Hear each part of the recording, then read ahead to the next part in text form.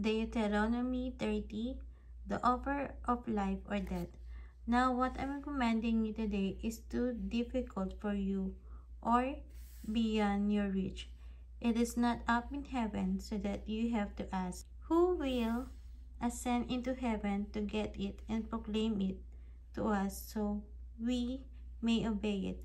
Nor is it beyond the sea, so that you may have to ask, who will cross the sea to get it and proclaim it to us so you may obey it?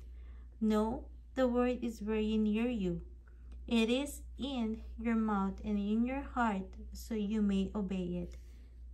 This day I call the heavens and the earth as a witness against you, and that I have set before you life and death, blessing and curses.